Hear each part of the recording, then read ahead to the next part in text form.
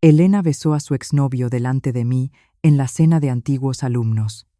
Yo solo, dije con calma, divorciémonos. Me da asco. No imaginaba que, en ese momento, ella descubriría que yo no solo estaba destruyendo su historia de amor, sino que estaba desmantelando su vida entera. Divorciémonos.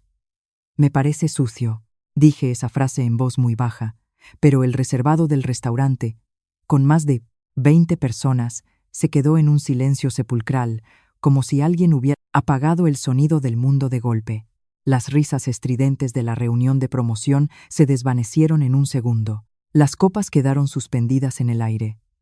Varias caras, rojas por el vino, se tensaron. La cálida luz de las lámparas de diseño del exclusivo restaurante, con vistas al río Guadalquivir, en Sevilla, iluminaba una mesa repleta de marisco, fresco, buen vino Rioja y flores importadas. Pero yo solo veía una escena. Mi mujer, Elena, tenía los brazos alrededor del cuello de su exnovio. Ese hombre se llamaba Javier. Acababa de volver de Dubái, enfundado en un traje a medida carísimo. Un reloj que brillaba demasiado y esa sonrisa perpetua de quien está acostumbrado a ser aplaudido. Y Elena, la mujer que había dormido a mi lado durante 3 años, la que decía que envejeceríamos juntos en el pequeño piso que compramos con el sudor de nuestras familias en el barrio de Nervión. En ese momento tenía los ojos cerrados, dejándose besar por él delante de todos, nuestros compañeros de universidad. Yo estaba a menos de 3 metros de ellos. En la mano aún sostenía el zumo de naranja que ella misma me había pedido con voz mimosa hacía un momento, diciendo que el vino la estaba mareando. El vaso seguía frío, unas gotas de condensación resbalaban por mis dedos. Esa sensación de frío era muy real, más real que el matrimonio que yo creía estable. Alguien, asustado, rompió el silencio. Marcos, no malinterpretes las cosas, solo es una broma. No respondí. Dejé el vaso de zumo en la mesa más cercana. El cristal chocó contra el centro giratorio de mármol, produciendo un clac muy leve. Pero en esa sala muerta, el sonido cortó como un cuchillo. Elena finalmente soltó a Javier. Tenía las mejillas encendidas, el pintalabios rojo ligeramente corrido, una mirada algo confusa, pero en absoluto arrepentida. Se atusó el pelo y soltó una risita, como si yo fuera el aguafiestas. ¿Qué haces poniéndote así? Hace años que no nos vemos. Solo estábamos jugando a ¿verdad, Ujeatu? Javier se ajustó el cuello de la camisa, con una mueca en la comisura de los labios. Me miró con una mezcla de lástima y provocación. Marcos, hombre, entre nosotros, no seas rencoroso. Elena ha bebido un poco de más, yo también. Viejos amigos que se reencuentran, se nos ha ido un poco de las manos, eso es todo. Lo miré a él y luego a Elena. En 3 años jamás le había levantado la voz delante de nadie. Incluso cuando llegaba tarde, cuando cambiaba la contraseña del móvil, cuando mencionaba a Javier cada vez con más frecuencia. Yo solo preguntaba con suavidad. Últimamente tú y Javier estáis muy unidos. ¿Pasa algo? Y la respuesta que recibía siempre era un tono irritado. ¿Qué te pasa? Tengo derecho a tener vida social, ¿no? Si tú no eres tan exitoso como él, no tengas celos absurdos. Había callado porque quería mantener la familia. Había pensado que quizás yo era demasiado sensible. Me había autoengañado pensando que Elena solo estaba deslumbrada temporalmente por un viejo resplandor. Pero en el segundo en que la vi cerrar los ojos en los brazos de Javier, comprendí que había cosas que no estaban agrietadas, sino rotas desde hacía mucho tiempo. Pregunté, ¿ya habéis jugado suficiente? Elena se quedó paralizada. Quizás no estaba acostumbrada a ese tono de voz mío, tan tranquilo que helaba. ¿Qué dices? La miré directamente a los ojos. Te pregunto si ya has jugado suficiente. Ella frunció el ceño. La vergüenza se transformó en ira. Marcos, no me hagas pasar vergüenza delante de mis amigos. Solo era una broma. ¿Es necesario que te pongas tan serio? Solté una risa muy suave. ¿Vergüenza? Miré alrededor de la sala. Los compañeros de Elena evitaban mi mirada. Algunos de los que acababan de aplaudir cuando Javier sacó a Elena a bailar ahora, miraban sus teléfonos. Dani, el típico amigo, adulador que siempre seguía a Javier, intentó una sonrisa forzada. Marcos, venga ya, esta noche es para divertirse. Las cosas de pareja, en casa, un hombre tiene que ser un poco más generoso. Generoso, qué palabra tan ridícula sonaba en ese momento. Cuando mi mujer besaba a otro hombre, me pedían generosidad. Cuando Javier la agarraba de la cintura, públicamente decían que era diversión. Cuando Elena me llamaba aburrido, decía que mi trabajo de auditor era monótono y me echaba en cara no darle una vida de lujo. Ellos solo reían y asentían, porque Javier era el que tenía dinero, fama, una apariencia deslumbrante. Pero ellos no sabían que bajo ese traje caro había un pozo que se estaba pudriendo. Y mucho menos sabían que yo llevaba 7 días esperando este momento. Volví a mirar a Elena por última vez.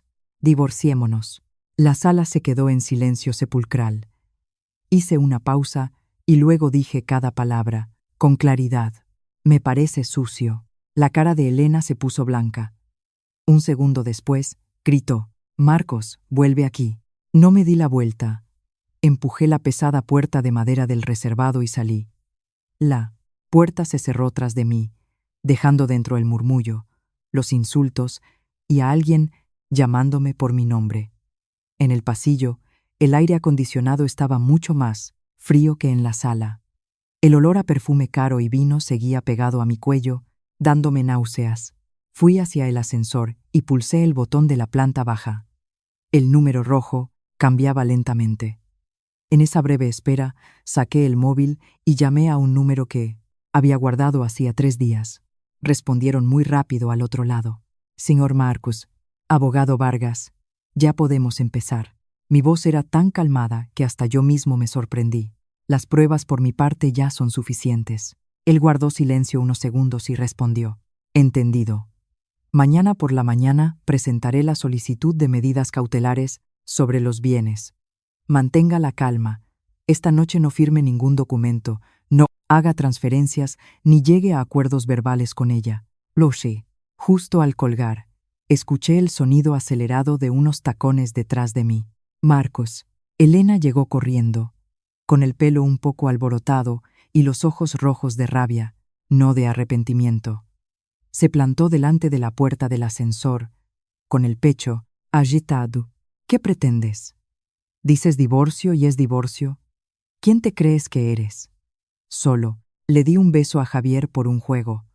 ¿Montas este escándalo para que toda la promoción se ría de mí? ¿Estás contento, verdad? La miré, y de repente, la mujer que tenía delante me pareció una completa desconocida. Eran los mismos ojos que me habían velado noches enteras cuando tenía fiebre alta. La misma mano que firmó conmigo el contrato de compra de nuestro primer piso. La misma voz que me dijo una vez: No necesito que seas rico, solo que me quieras de verdad. Pero ahora estaba ahí parada, con el pintalabios aún manchado por otro hombre, culpándome de haberla hecho quedar mal. Le pregunté: ¿Alguna vez pensaste en mi dignidad? Elena se detuvo un momento, pero inmediatamente levantó la voz. No te hagas la víctima. Siempre haces lo mismo. Siempre te haces el bueno para que los demás vean que yo soy la mala. ¿Sabes lo asfixiante que es vivir contigo? Todo el día auditorías, números, facturas, principios. Javier es diferente. Él tiene visión, tiene contactos, puede darme un futuro mejor. Asentí. Entonces, vete con él. Ella se quedó atónita. Continué: pero mi casa, mi dinero y el esfuerzo de mis padres, no esperes llevártelos como doache para esa aventura. El rostro de Elena cambió de color fugazmente. ¿Qué estupidez estás diciendo? Sabes perfectamente lo que digo. La puerta del ascensor se abrió y entré. Elena se apresuró a bloquear la puerta con la mano, con una mirada entre el pánico y la agresividad. Marcos, te lo advierto, podemos divorciarnos, pero el piso hay que dividirlo, y los ahorros también. He sido tu mujer 3 años, tengo derechos. Miré su mano bloqueando la puerta, las uñas pintadas de rojo, la alianza de boda, todavía en su dedo anular, pero a mis ojos ya no tenía ningún significado. De tus derechos te hablará mi abogado. De lo que no te pertenece, no sueñes con llevarte ni un céntimo. ¿Cómo te atreves? Pulsé el botón de cerrar. Elena gritó. Marcos, no te arrepientas. Javier es 100 veces mejor que tú. Él no te dejará. En paz. Las puertas del ascensor se cerraron, cortando su rostro deformado por la ira en una delgada línea de luz antes de desaparecer.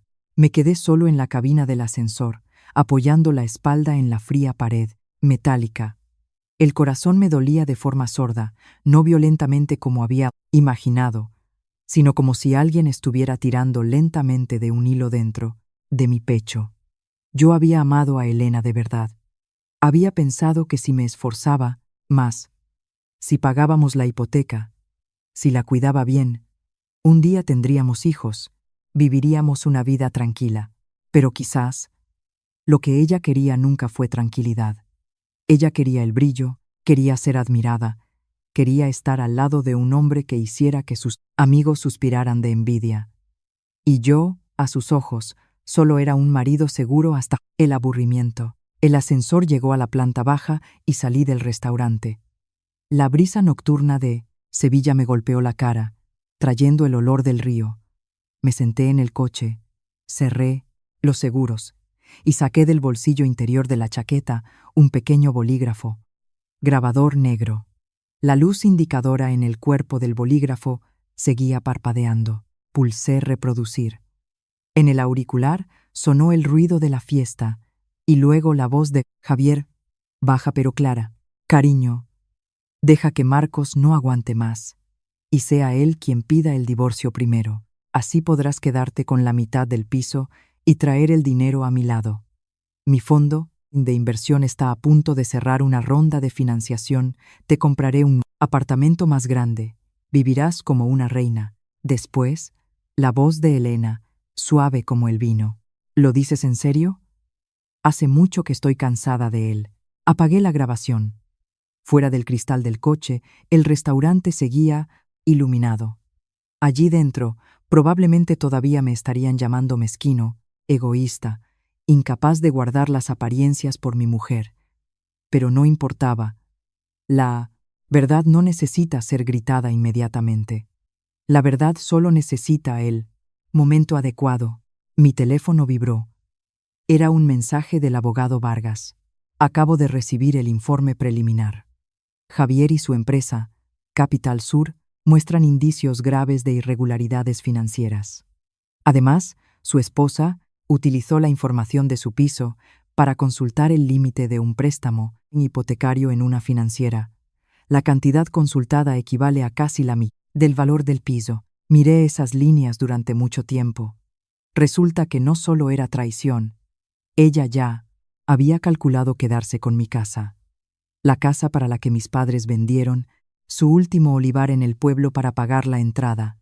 La casa por la que yo trabajaba día y noche, aceptando auditorías extras los fines de semana para pagar la hipoteca mes a mes. La casa donde Elena había dicho que colgaríamos fotos de boda en el salón y que pondríamos la cuna del bebé junto a la ventana. Apreté el teléfono con fuerza y luego, lentamente, lo solté. El último dolor en mi pecho se apagó por completo. Le respondí al abogado Vargas. Continúe investigando a Javier. Quiero conocer todos sus agujeros financieros. Apenas envié el mensaje, el chat del grupo de la universidad empezó a bombardearme. Dani, Marcos, te has pasado. Elena solo estaba bromeando. Otra compañera. Un hombre debería ser más generoso. Decir que te quieres. Divorciar delante de todos ha sido muy cruel. Javier también escribió en el grupo. Marcos, lo de esta noche ha sido culpa mía. Pero entre hombres, no deberíamos romper una familia por un pequeño malentendido. Vuelve, te invito a una copa para disculparme. Leí cada línea y solté una carcajada. No defendían lo correcto o lo incorrecto, solo defendían al que parecía tener más éxito. No respondí. Salí del grupo de chat y borré el historial de mensajes. Después, abrí la agenda y busqué un nombre que había estado inactivo en mi teléfono durante meses. Lucía, la esposa legal de Javier. Ella y yo solo nos habíamos visto una vez en una fiesta de compromiso social, nunca habíamos hablado en privado. Pero sabía que si había alguien en el mundo que quisiera arrancar la máscara de Javier más que yo, era ella. Escribí el mensaje. Hola, Lucía. Siento molestarte. Soy Marcos, el marido de Elena. Tengo algunas pruebas relacionadas con Javier y mi mujer. Creo que deberías saberlo. Menos de 10 segundos después, la pantalla mostró escribiendo. El mensaje de Lucía llegó, breve y frío. Hora y lugar. Miré esas 3 palabras y la comisura de mis labios se curvó muy ligeramente. Esta partida, desde el segundo en que Elena cerró los ojos para besar a Javier, ya no era una cuestión de sentimientos, era un ajuste de cuentas. Y yo iba a saldar cada persona, cada deuda, cada humillación, de forma limpia. La mañana siguiente, llegué a la cafetería en la Avenida de la Constitución, 15 minutos antes de la hora acordada. El cielo de Sevilla, tras la lluvia nocturna, estaba más claro de lo habitual. El suelo aún estaba mojado. Los edificios reflejaban el sol pálido, como si nunca hubiera pasado nada. Elegí una mesa en la esquina, con la espalda contra la pared, desde donde podía ver claramente la entrada. Era un hábito profesional después de años como auditor, nunca ponerse en una posición pasiva, incluso en una reunión aparentemente normal. A las 9 en punto, Lucía entró. Llevaba un traje de chaqueta color crema, el pelo recogido en un moño bajo y un maquillaje ligero, pero sus ojos eran afilados y fríos. Solo había visto a Lucía una vez antes, en el cumpleaños de un conocido. En aquel entonces, estaba de pie junto a Javier, tranquila, elegante, de pocas palabras. Muy diferente al tipo de mujer fácil de manipular. Ahora, mientras arrastraba la silla para sentarse frente a mí, estaba aún más seguro de haber encontrado a la persona adecuada. Señor Marcus. Lucía, ¿dónde están las pruebas? Sin rodeos, sin saludos innecesarios. Saqué de mi maletín una carpeta delgada y un USB y los puse sobre la mesa. Dentro estaba la grabación editada con partes clave, fotos de transacciones inusuales entre Javier y Elena, mensajes ambiguos que había podido guardar, y el informe preliminar que el abogado Vargas había enviado sobre la empresa Capital Sur. Lucía abrió cada página. Sus dedos eran finos, con las uñas cortas y sin pintar. Al principio leía muy rápido, pero cuanto más avanzaba, más lenta se volvía su velocidad. Al llegar a la parte que registraba cómo Javier le decía a Elena que me presionara para el divorcio y así repartir el piso, su rostro se volvió tan frío que sentí que la temperatura de la cafetería bajaba varios grados. Se puso los auriculares del móvil y escuchó la grabación del USB. La voz de Javier sonó pequeña pero clara. Cariño, deja que Marcos no aguante más, y sea él quien pida el divorcio primero. Así podrás quedarte con la mitad del piso y traer el dinero a mi lado. Lucía se quitó los auriculares. No lloró, tampoco tembló. Solo la comisura de sus labios se curvó ligeramente en una sonrisa fría y aterradora. ¡Qué bien! Mi marido y tu mujer conspirando para robarte tus bienes y tapar sus agujeros. La mire. Tú ya sabías lo de la empresa de él, conocías una parte, pero no tenía pruebas de que estuviera usando dinero negro para otra mujer. Ella tamborileó suavemente con la yema del dedo sobre la carpeta, con un ritmo muy constante. Javier no es tan rico como aparenta. Ese reloj que lleva se lo compró con un préstamo de mi madre. El coche que conduce está a nombre de la empresa. El ático de lujo del que presume ante sus amigos es un bien mío anterior al matrimonio. Él solo es bueno en una cosa: convertir el dinero de los demás en su propio brillo. Guardé silencio. Aunque ya lo había sospechado, sentí un frío interior. Elena había cambiado un matrimonio real por una carcasa vacía. Lucía continuó. Capital Sur está bajo una auditoría interna. Javier ha desviado sin autorización casi 1 millón de euros de 2 proyectos de inversión a un fondo. vacío a nombre de un testaferro. Si no lo repone antes de que entren los auditores externos, no solo perderá su puesto, sino que podría ir a la cárcel. 1.000.000 de euros. Solté el aire suavemente. Esa cantidad era algo que una persona normal quizás no alcanzaría en toda una vida de trabajo. Y sin embargo, a los ojos de Javier, solo era un agujero que necesitaba tapar con promesas, con la codicia de otros, incluso con la casa que mis padres compraron vaciando los ahorros de su vejez para ayudarme. ¿Elena lo sabe?, pregunté. Lucía soltó una risa seca. Ella solo sabe lo que él quiere que vea. Un vicepresidente exitoso, un viejo, amor que aún perdura, un futuro de coches de lujo y casas grandes. Las mujeres inteligentes miran el flujo de caja. Las mujeres codiciosas solo miran las luces de neón.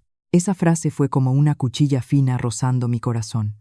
No había querido usar la palabra codiciosa para hablar de Elena, pero la verdad estaba ahí, expuesta. Ella no solo había sido infiel, sino que planeaba usar mi casa como billete para subir al barco podrido de Javier. Mi teléfono vibraba constantemente. Era Elena. Después de la tercera llamada, entraron los mensajes. ¿Dónde estás? No creas que puedes esconderte. Tenemos que hablar de los bienes. Javier dice que él tiene forma de ayudarme a conseguir mi parte justa. Le mostré la pantalla a Lucía. Ella solo le echó un vistazo y se rió sin sonido. Él está desesperado por dinero. Si tu mujer le da dinero ahora, lo perderá todo. Apagué la pantalla. Esa era su elección, pero mi dinero no lo iba a tocar. Lucía levantó la vista y me miró. Por primera vez en la reunión, había un toque de aprobación en sus ojos. Eres más sensato de lo que pensaba. No soy sensato, solo me han hecho suficiente daño. Ella cerró la carpeta y la metió en su bolso de marca. Usaré estas pruebas para ocuparme de Javier. A cambio, proporcionaré a tu abogado toda la documentación legal relacionada con el flujo de dinero que él transfirió a Elena. Si esos fondos provienen de dinero malversado, ella tendrá que dar explicaciones. Asentí. Gracias, Lucía. No me des las gracias. Solo estamos sacando la basura de nuestras casas. Esa frase me hizo reír muy suavemente. Por primera vez, después de una larga noche, sentí que mi pecho podía respirar un poco mejor. Al menos en esta partida, ya no estaba solo. Cuando Lucía se fue, su espalda estaba recta, su paso decidido. Me quedé unos minutos más, mirando la taza de café frío frente a mí. El sabor amargo seguía en mi lengua, pero sabía que la verdadera amargura sería para Elena y Javier en los karmas. Próximos días. Justo en ese momento, el abogado Vargas llamó. Marcos. Ya he preparado la demanda de divorcio y la solicitud de medidas cautelares. He citado a Elena mañana por la mañana en el despacho. Pero, prepárate, es posible que no venga sola. Miré el flujo de gente al otro lado del cristal, con voz tranquila. No importa. Que traiga a quien quiera, siempre que tengan el valor de escuchar la verdad.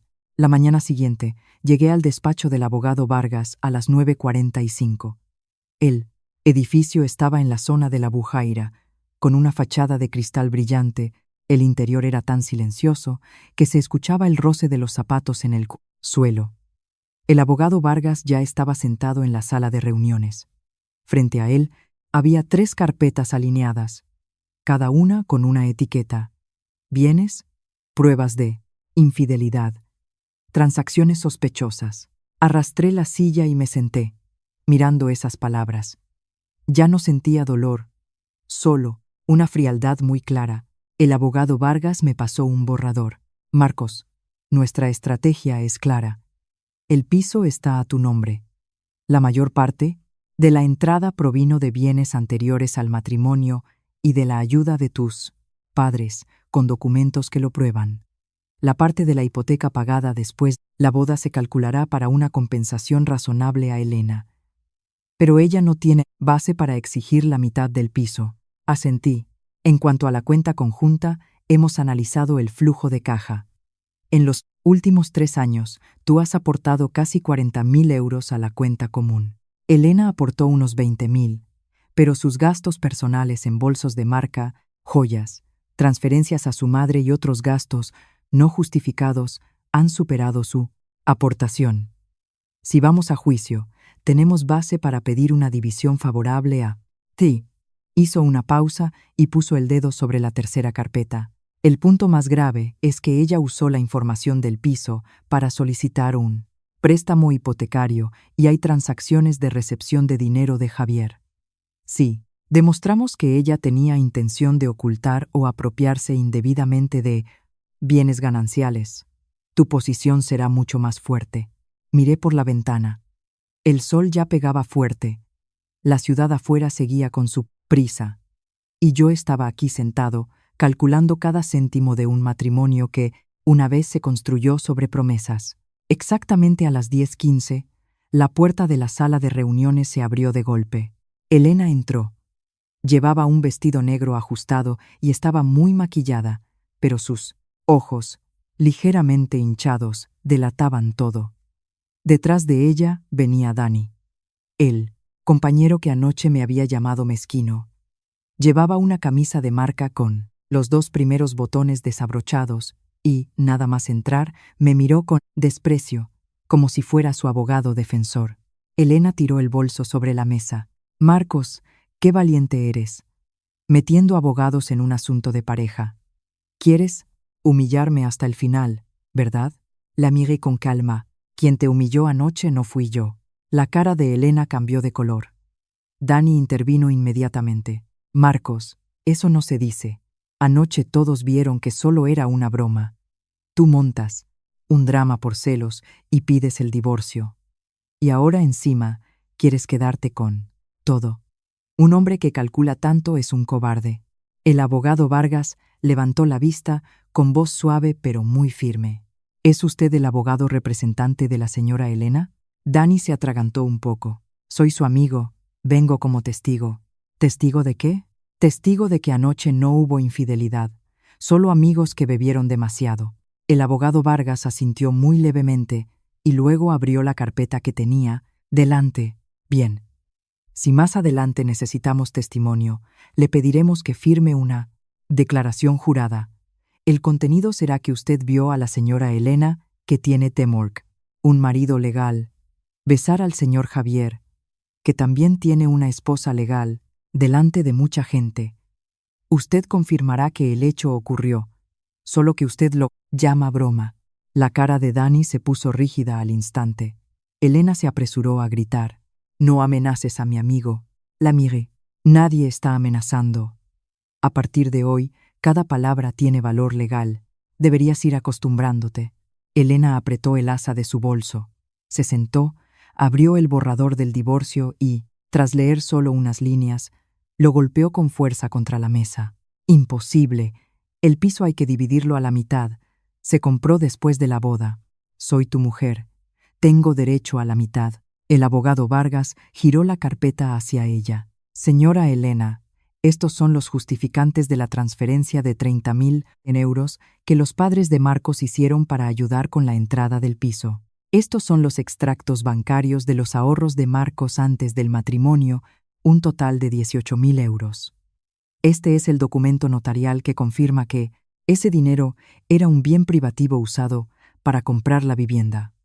La parte de bienes gananciales solo corresponde a las cuotas de la hipoteca pagadas durante el matrimonio. Y usted será compensada dentro de ese margen. Elena pasaba las páginas, su cara cada vez más pálida. ¿Desde cuándo preparas esto? Respondí. Desde que cambiaste la contraseña del móvil y empezaste a llegar a casa después de medianoche. Ella soltó una risa forzada, pero su voz ya temblaba. ¿Así que me estabas espiando? Me estaba protegiendo. Dani seguía intentando defenderla. De todas formas, ella ha sido tu mujer. No puedes dejarla en la calle sin nada. El abogado Vargas puso otro extracto bancario sobre la mesa. Nadie va a dejar a la señora Elena sin nada, pero tampoco permitiremos que Marcos pierda sus bienes. Esta es la lista de gastos de los últimos 3 años. Bolsos de lujo, hoteles de alta gama, joyas, transferencias a su madre y a su hermano pequeño. El importe total supera con creces la parte de ingresos que ella aportó a la familia. Elena se mordió el labio, con los ojos enrojecidos. ¿Y qué si compro cosas? ¿Una mujer no puede cuidarse? La miré, bajando la voz. Cuidarse es diferente a usar el dinero común para alimentar fantasías con otro hombre. Ella se levantó de golpe. Marcos, no te pases. Te lo digo en serio. Javier no te dejará en paz. Él conoce a mucha gente en el mundo financiero. Tú eres un simple auditor. ¿Crees que puedes luchar contra él? Justo en ese momento, mi teléfono vibró.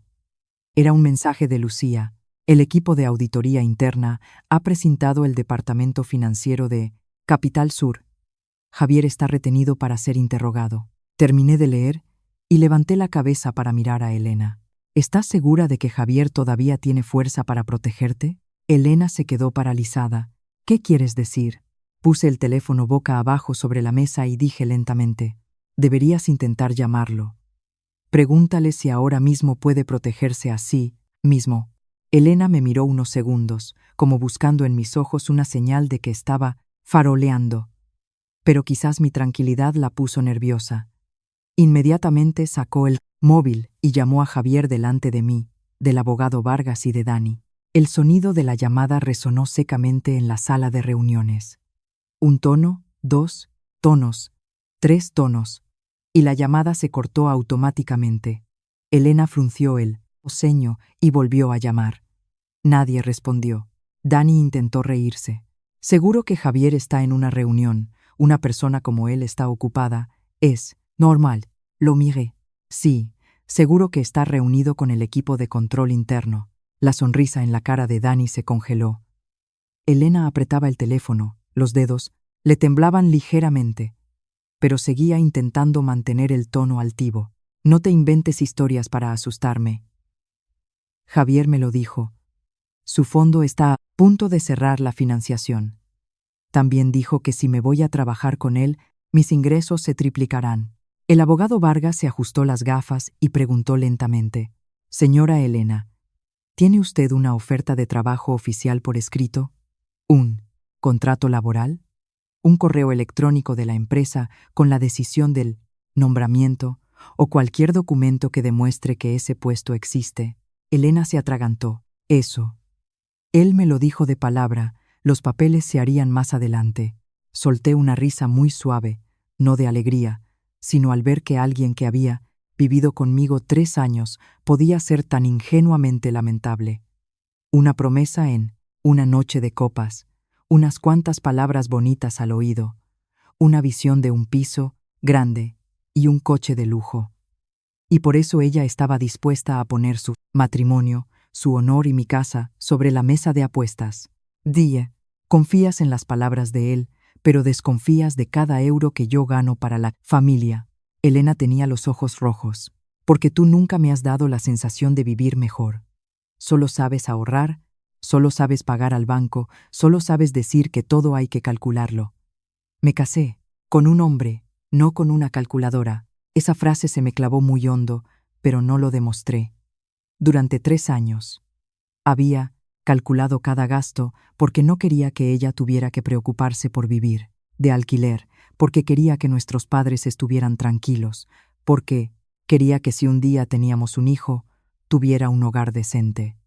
Pero resultaba que, a sus ojos, todo eso solo era sequedad y mezquindad.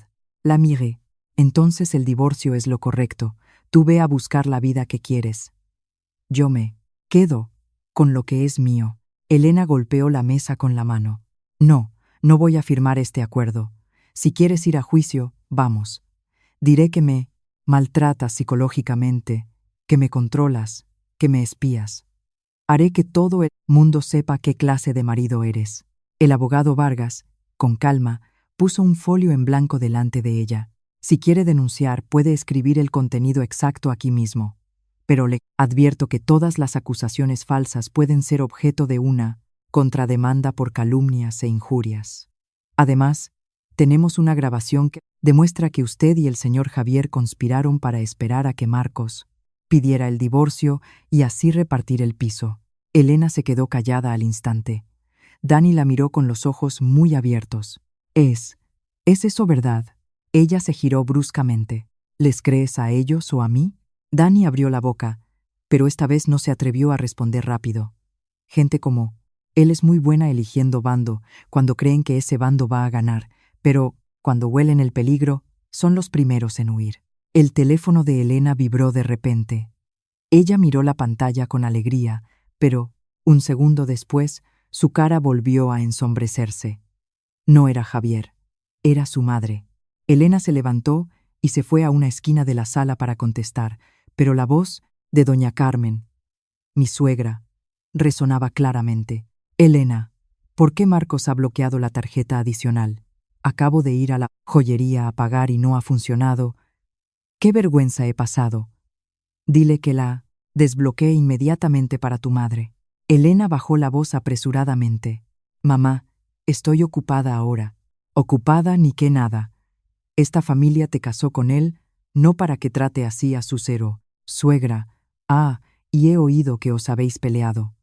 Recuerda, si os divorciáis tienes que quedarte con la mitad del piso. No seas tonta. Nuestra familia todavía necesita dinero para que Rafa abra el taller. Me quedé sentado escuchando cada palabra. Resulta que detrás de la codicia de Elena no solo estaba Javier, sino toda una familia que me veía como un cajero automático. El abogado Vargas también lo escuchó. Tomó notas en silencio en su cuaderno. Elena colgó y se giró para mirarme. Quizás también comprendió que acababa de revelar otra grieta. Me levanté. Por hoy es suficiente. Si no firmas, nos vemos en el juzgado. Ella se asustó. Marcos, ¿de verdad eres tan cruel? Me detuve con la mano en el pomo de la puerta. Cruel no es irse cuando te traicionan. Cruel es abrazar a otro mientras planeas. Quedarte con los bienes de tu marido. Salí de la sala de reuniones. Detrás, la voz de Elena llamándome sonó una vez más, pero esta vez ya no era tan cortante como ayer. Tenía olor a miedo. Por la tarde, cuando llegué a la oficina, aunque me había salido del grupo de chat de la promoción, alguien hizo una captura de pantalla y me la envió por privado. Javier finalmente había aparecido. Escribió un largo mensaje diciendo que yo tenía celos enfermizos, que me inventaba cosas para obligar a Elena a divorciarse. También insinuaba que un auditor como yo no necesariamente está limpio en su trabajo. Leí el mensaje y se lo reenvié directamente al abogado Vargas y a Lucía. 5 minutos después, Lucía respondió. Ha empezado a entrar en pánico. Esta noche le haré entender a quién debería temer. Miré la pantalla, mis ojos se enfriaron. Javier todavía pensaba que podía usar su labia para convertir lo blanco en negro, pero olvidaba que quien trabaja en finanzas y teme a las pruebas, tarde o temprano muere por los mismos números que intentó ocultar. Esa noche me quedé en la oficina hasta casi las 8. En la planta diáfana de la planta 16 solo quedaban unas pocas luces encendidas. El zumbido del aire acondicionado se mezclaba con el sonido esporádico de los teclados de los pocos compañeros que hacían horas extra. En la pantalla frente a mí había un informe de auditoría a medio hacer, pero mi mente no estaba en esos números. Desde el mensaje de Lucía, sabía que Javier no se quedaría quieto. Gente como él puede perder dinero, perder el honor, pero absolutamente no puede soportar perder delante del grupo de amigos que lo adoraban como a un dios. A las 8:10, mi teléfono sonó. Número oculto, contesté. Antes de que pudiera decir nada, la voz de Javier resonó, más ronca que anoche, pero intentando mantener la arrogancia. Marcos, estás jugando sucio. Me recosté en la silla. ¿Tú usas la palabra sucio conmigo? ¿No te parece gracioso? Él calló unos segundos y luego soltó una risa seca. No creas que metiendo a Lucía en esto vas a ganar. Los asuntos de mi empresa no tienen nada que ver contigo. Y en cuanto a Elena, si eres un hombre, resuélvelo, como un hombre.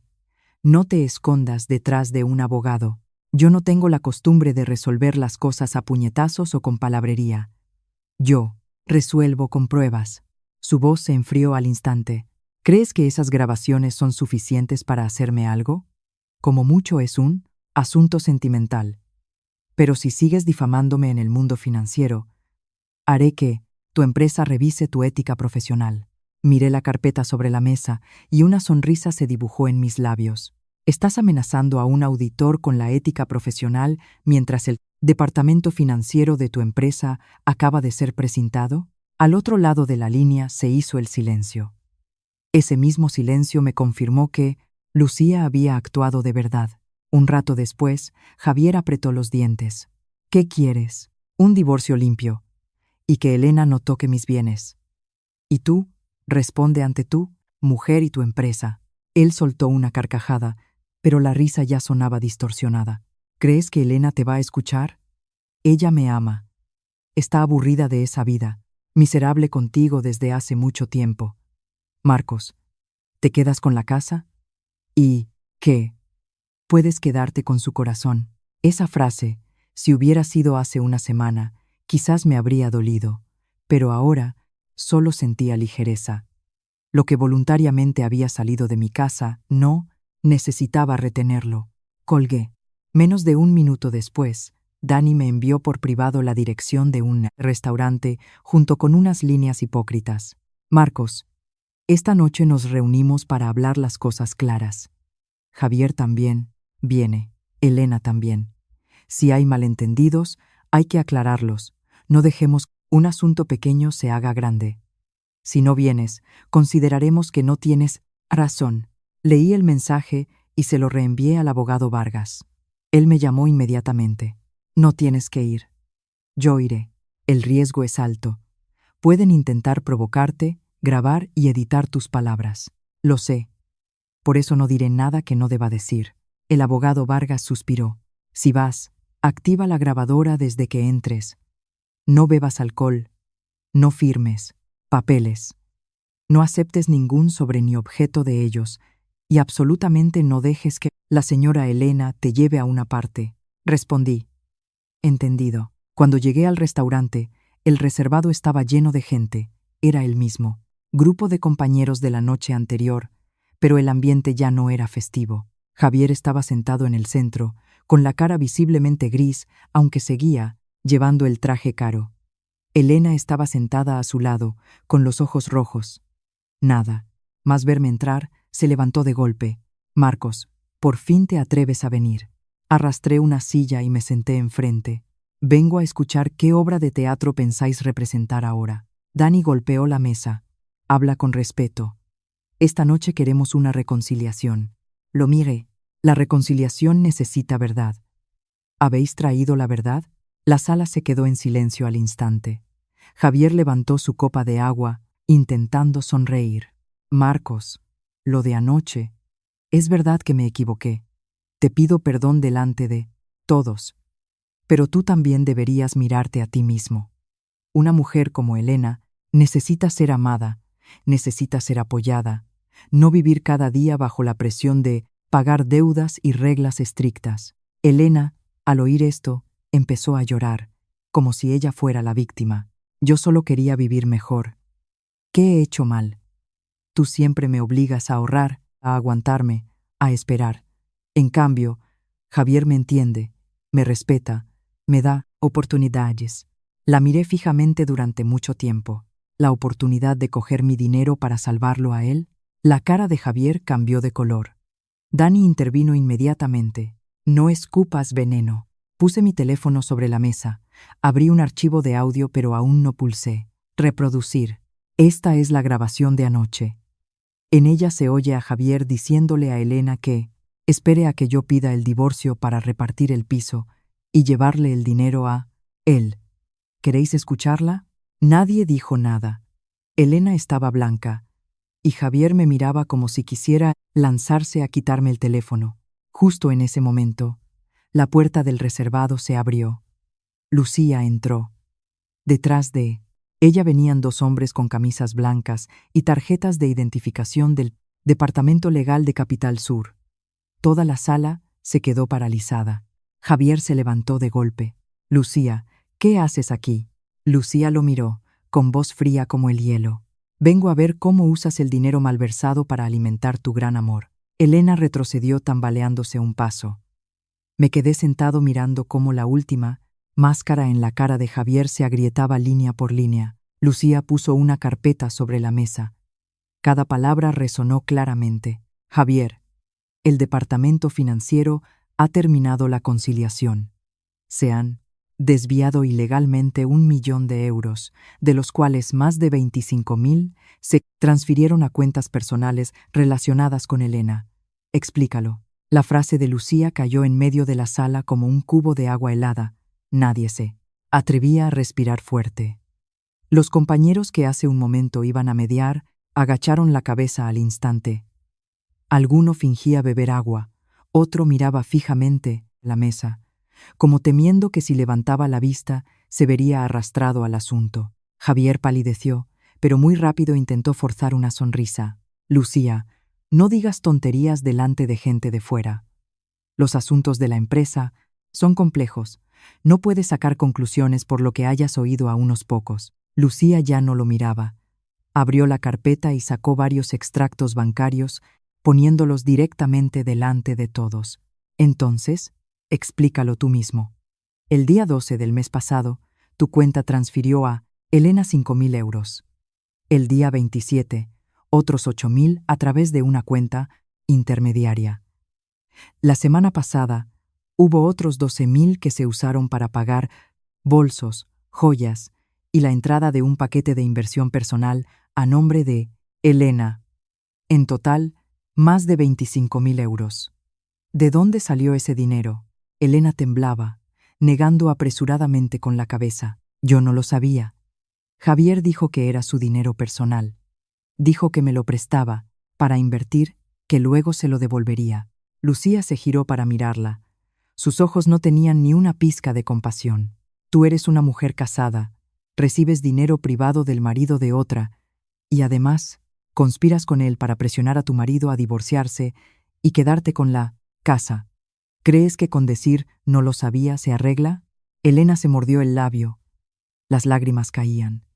Pero esta vez sus lágrimas no ablandaron la sala. Al contrario, solo hicieron que todos se sintieran más incómodos. Porque esos papeles sobre la mesa, esos números fríos, habían aplastado cualquier justificación. Javier golpeó la mesa de repente. Basta, Lucía, ¿quieres avergonzarme hasta este punto? Al fin y al cabo somos marido y mujer. ¿Sacas los trapos sucios de la empresa aquí? ¿Sabes las consecuencias? Lucía soltó una risa. ¿Consecuencias? Tú malversas dinero de proyectos. Usas ese dinero para comprar el favor de una mujer casada y encima planeas engañarla para que saque los bienes de su marido y tape tu agujero. Y ahora me preguntas a mí por las consecuencias. Él apretó los dientes. No tienes derecho a concluir que he malversado. Todo tiene que esperar a la investigación. Cierto. Por eso ya he avisado al Comité de Control Legal y a las autoridades competentes. La cara de Javier se quedó completamente blanca. El vaso de agua en su mano chocó contra la mesa, haciendo un ruido metálico. Elena se giró bruscamente para mirarlo, con la voz rota. Javier, ¿es verdad lo que dice? ¿De verdad te están investigando? Javier evitaba su mirada. No la escuches. Solo tengo un pequeño problema temporal. Entonces el dinero que me diste, cálmate. Ese grito dejó a Elena paralizada.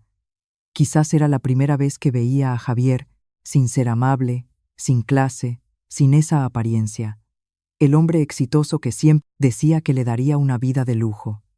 Delante de ella en ese momento solo había un tipo en pánico, irritable, dispuesto a echar la culpa a otros para salvarse a sí mismo.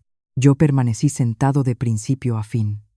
Cuando Elena me miró, sus ojos estaban confusos, como pidiendo ayuda. Yo solo le devolví una mirada tranquila.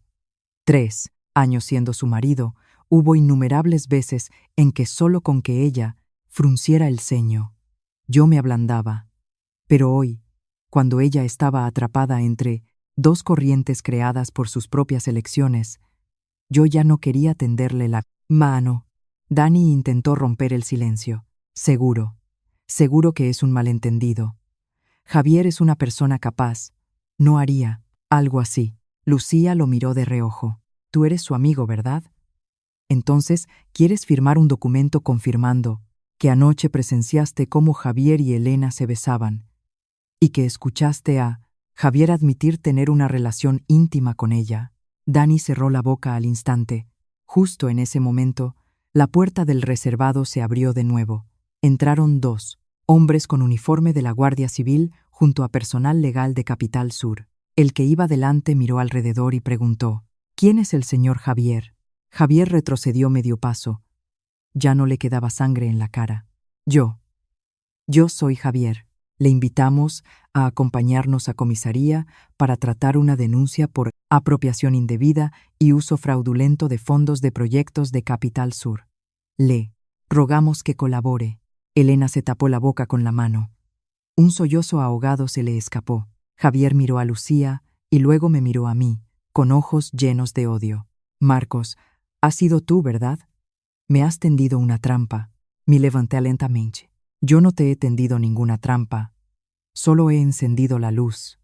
Y las cosas sucias que hay bajo la luz las has traído tú mismo. Se lanzó hacia mí, pero el personal legal lo retuvo. Lucía dijo fríamente: deja de hacer el ridículo. Cuanto más te resistas, peor quedarás. Se llevaron a Javier de la sala entre murmullos caóticos. El halo que él había construido durante toda la reunión, las historias de Dubái, los fondos de inversión, el ático de lujo, los coches caros, todo se derrumbó tan rápido que nadie pudo reaccionar a tiempo.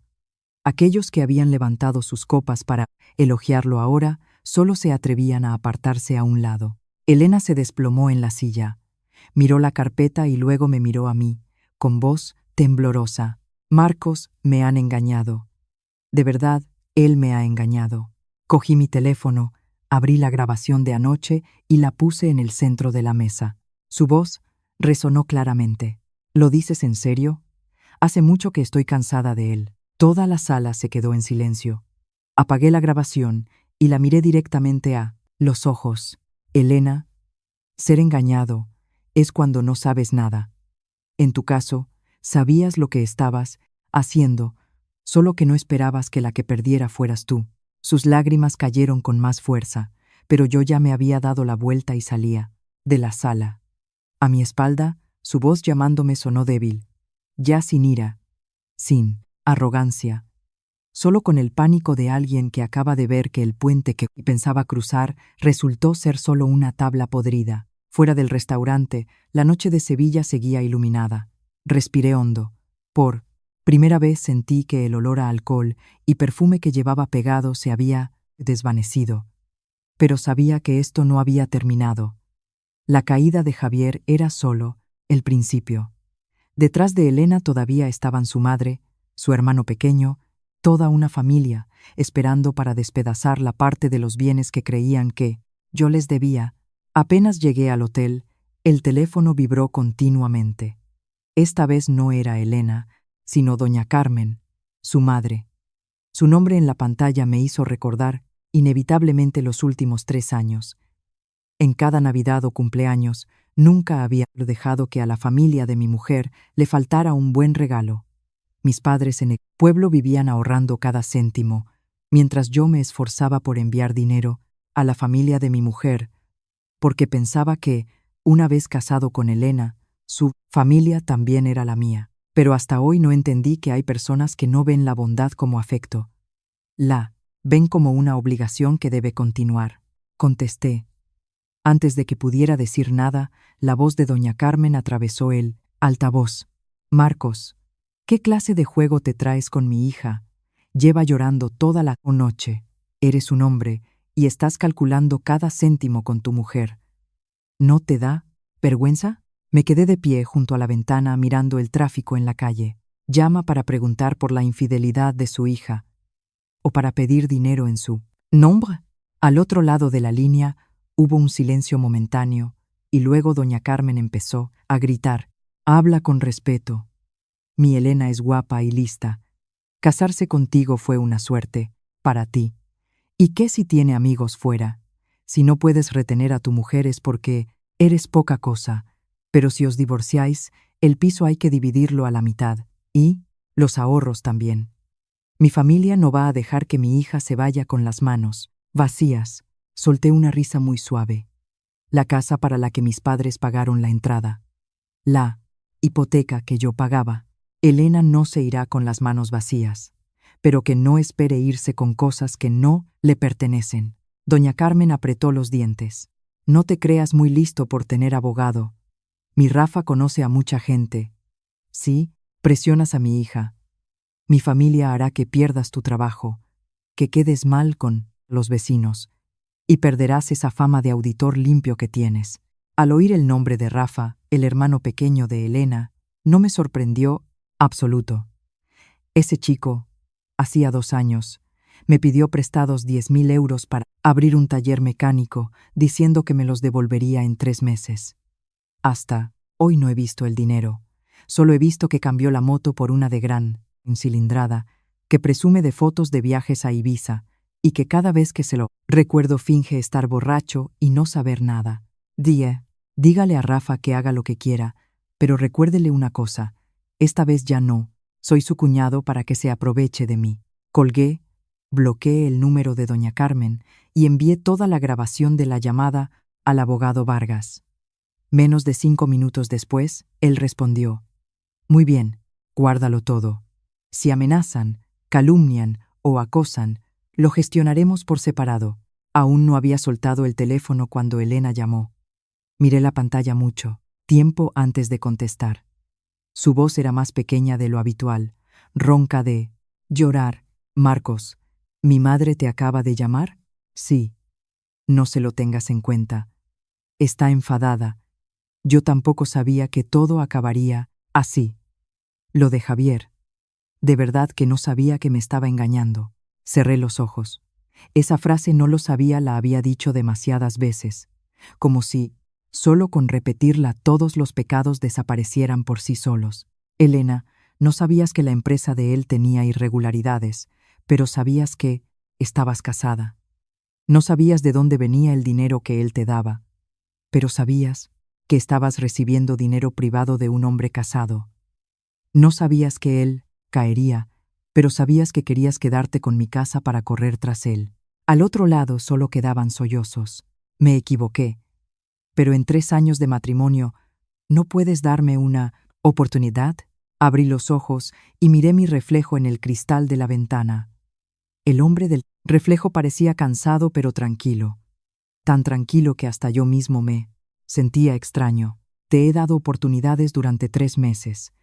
Cada vez que llegabas tarde, cada vez que mencionabas el nombre de Javier, cada vez que me decías que era poca cosa, yo esperaba a que pararas por ti misma. Pero no paraste. Solo paraste cuando supiste que él ya no tenía dinero.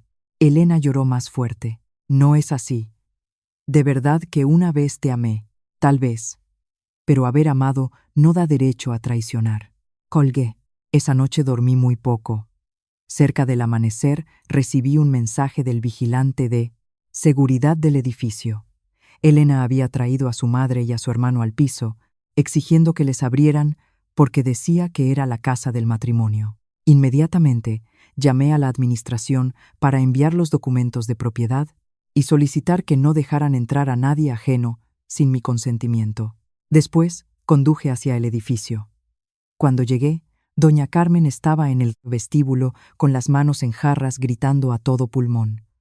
Rafa golpeaba fuertemente el mostrador de recepción y Elena estaba de pie a su lado, con cara pálida, entre avergonzada e impotente.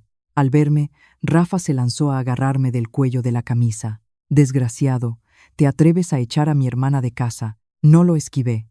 Solo miré directamente a la cámara de seguridad del techo y dije, lentamente, suéltame. La cámara está grabando. Si quieres añadir un cargo de agresión a tu historial, continúa. La mano de Rafa se detuvo. Le quité los dedos de mi cuello uno a uno y miré a los 3. A partir de hoy, cualquier asunto entre Elena y yo se tratará a través de abogados. Quien vuelva a venir aquí a causar problemas, llamaré a la policía. Quien vuelva a calumniar, demandaré hasta el final. Doña Carmen me señaló con el dedo a la cara, con voz chillona. ¿Crees que mi familia te tiene miedo? La miré Y respondí con calma: no hace falta que me tengan miedo, solo tengan miedo a la ley. Apenas doña Carmen terminó de hablar, Rafa levantó la barbilla hacia mí, con cara de desafío. ¿La ley? ¿Crees que solo tú sabes usar la ley? Te digo que tengo pruebas de que te aprovechas de tu trabajo de auditor para cobrar comisiones de los clientes. Si presionas a mi hermana, lo publicaré todo en internet para que tu empresa sepa tu verdadera cara. Elena se sobresaltó y miró a su hermano. Rafa, ¿qué estás diciendo? Rafa miró a su hermana con rencor. Tú cállate. A este tipo de hombres hay que darles donde más les duele. Le gusta mantener su honor, pues nosotros destruimos su honor. Lo miré durante mucho tiempo. Si hubiera sido antes, solo esa frase habría sido suficiente para enfurecerme. Pero después de todo lo ocurrido, me di cuenta de algo muy claro. Quien intenta hundirte en el barro a menudo quiere que patalees, para que obajuches aupiquiachi. No pataleé, solo saqué el móvil y empecé a grabar abiertamente delante de todos. Acabas de decir que tienes pruebas de que cobro comisiones de clientes. Bien, sácalas. Rafa se quedó paralizado, pero siguió manteniendo el tipo. Espera y verás. Ya se lo he enviado a tu jefe. Asentí. Mejor. Si es verdad, asumiré la responsabilidad. Si es mentira, prepárate para asumir la responsabilidad penal por calumnias y falsificación de documentos.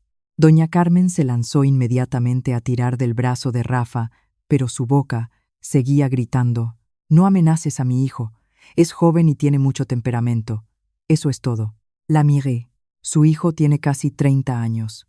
Tiene edad para pedir préstamos, edad para amenazar a otros, así que también tiene edad para asumir responsabilidades. Elena estaba a su lado, con los labios temblorosos. Me miraba como si por primera vez entendiera que el hombre que solía ablandarse por ella había desaparecido de verdad. Marcos, no hagas grande el problema con mi madre y mi hermano. Yo hablaré con ellos, respondí. No hace falta. Desde el momento en que tu madre entró en este vestíbulo, insultando, desde que tu hermano me agarró del cuello ante la cámara, esto ya no. Es un asunto familiar. En ese momento, mi teléfono sonó. Era mi jefe de auditoría, el señor Ortega. Contesté delante de ellos. Marcos, ¿dónde estás? Estoy en mi edificio. ¿Pasa algo, jefe? La empresa acaba de recibir un correo electrónico anónimo acusándote de recibir dinero negro de clientes.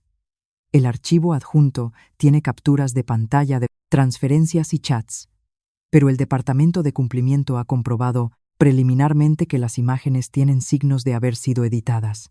¿Sabes quién lo ha enviado? Miré a Rafa. Su cara empezaba a cambiar de color. Lo supongo. Jefe, reenvíeme por favor el correo original completo, incluyendo la dirección del remitente, la hora y el archivo adjunto. Voy a presentar una denuncia. El señor Ortega guardó silencio un momento y luego dijo: mantén la calma. La empresa confía en sus procedimientos. No sacamos conclusiones sin verificar. Pero si es una calumnia, debes llegar hasta el final. En nuestra profesión basta una mancha falsa para complicarlo todo. Lo entiendo. Gracias, jefe. Colgué. Doña Carmen se había quedado completamente callada. Rafa tragó saliva, intentando retroceder medio paso. Elena se giró para mirarlo, con la voz rota. Rafa, ¿de verdad lo has enviado tú? Él se puso agresivo. Lo he hecho por ti. ¿Por quién si no? Si tiene miedo de perder el trabajo, te cederá la casa. Elena cerró los ojos. Las lágrimas brotaron. Pero yo ya no podía distinguir si eran lágrimas de arrepentimiento o lágrimas porque el plan había vuelto a fallar. Me giré hacia el vigilante de seguridad. Por favor, ayúdeme a llamar a la policía local. Quiero denunciar a esta familia por alteración del orden, amenazas y agresión en el vestíbulo del edificio. Además, proporcionaré pruebas de calumnias por correo electrónico a las autoridades. Doña Carmen cambió de tono inmediatamente. Marcos, estaba enfadada, y por eso dije eso. Al fin y al cabo hemos sido familia, no seas tan cruel. Miré a la mujer que se había sentado en mi piso. Comido la comida que yo cocinaba, recibido mis sobres de regalo en las fiestas, y que hoy estaba aquí, presionándome para que dividiera la casa que mis padres compraron con medio siglo de trabajo duro. Doña Carmen, cuando su familia me veía como un árbol de dinero, ¿se acordaba de que yo era parte de la familia? Ella se quedó muda. La policía local llegó 10 minutos después. La cámara del vestíbulo grabó claramente la escena en que Rafa me agarraba del cuello. Sus amenazas también estaban completamente grabadas en mi teléfono. Al principio todavía lo negaba, pero cuando me oyó mencionar el correo de acusación falso y solicitar un peritaje del archivo, su cara se puso blanca. Finalmente, invitaron a los tres, madre e hijos, a ir a comisaría para declarar. Antes de irse, Elena se giró para mirarme. Sus ojos ya no tenían resentimiento, solo pánico y agotamiento. Marcos, ¿es verdad que ya no te queda ni un poco de sentimiento por mí? Guardé silencio unos segundos y luego dije, el sentimiento no muere en un día, Elena. Muere poco a poco.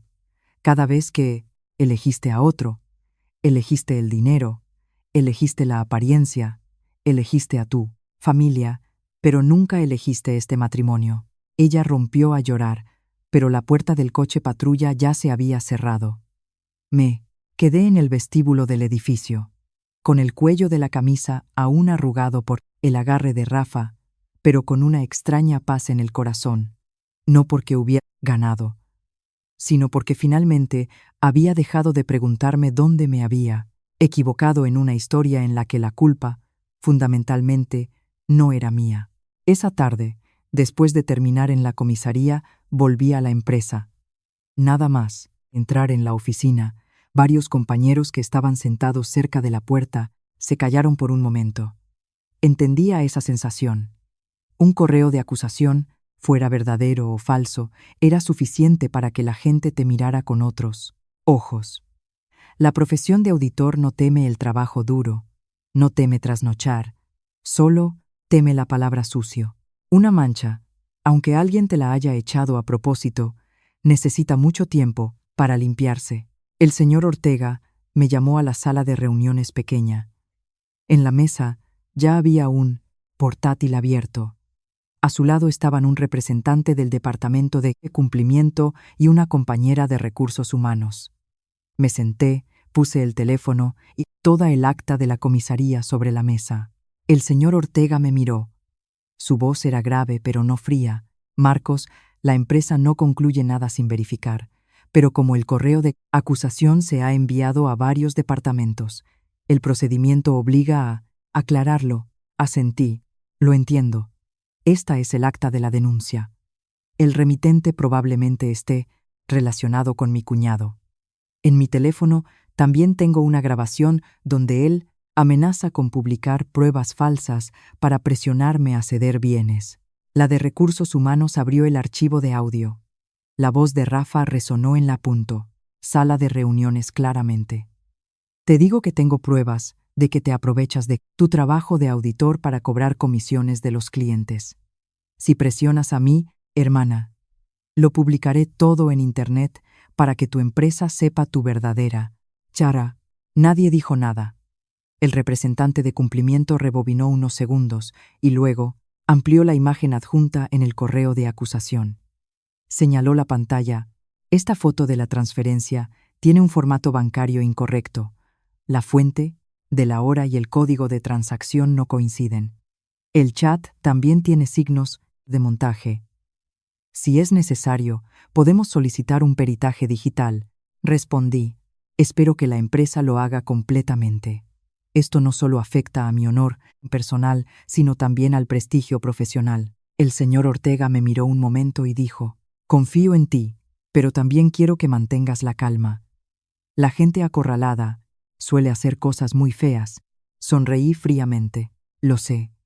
Por eso ya no quiero resolver esto con sentimientos. La reunión terminó después de casi una hora. La empresa registró temporalmente el correo de acusación como infundado y al mismo tiempo derivó al departamento legal para ayudarme a gestionar la calumnia si fuera necesario. Al salir de la sala de reuniones, vi que mi teléfono tenía más de 20 llamadas perdidas de Elena. Esta vez no devolví la llamada, Solo envié un mensaje. A partir de ahora todo a través de abogados. No me llames más. Apenas envié el mensaje, ella respondió inmediatamente.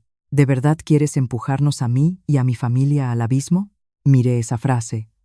De repente sentí cansancio en el corazón. Hasta este momento, ella seguía pensando que yo era quien los empujaba al abismo, y no que ellos mismos habían caminado hacia él paso a paso. No respondí. Tarde en la noche, el abogado Vargas llamó.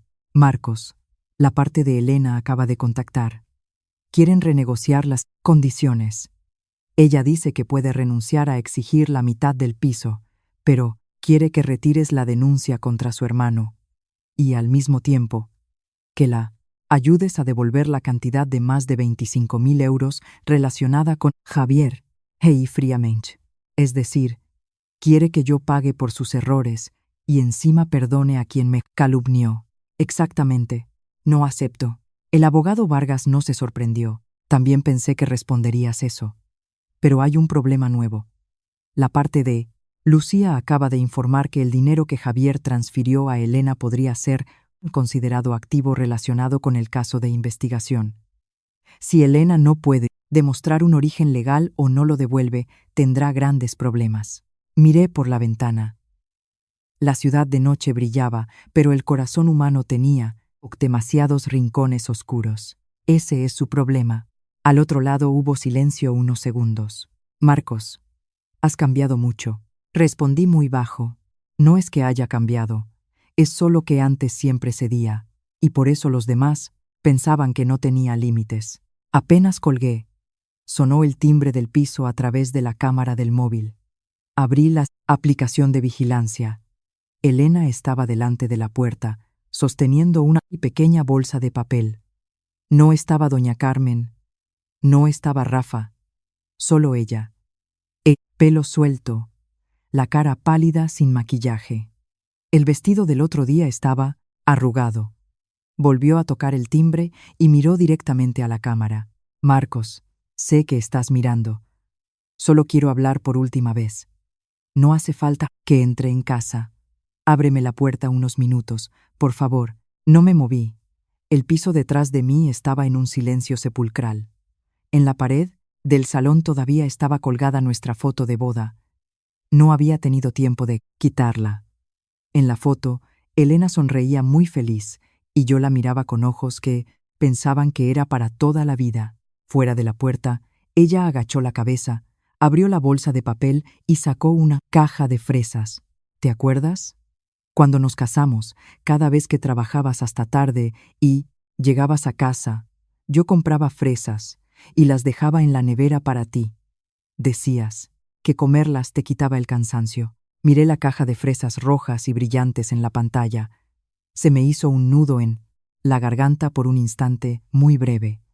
Los recuerdos a veces son más crueles que el odio, porque te recuerdan que la persona que más daño te hace también fue la que más amaste, pero al final no abrí la puerta.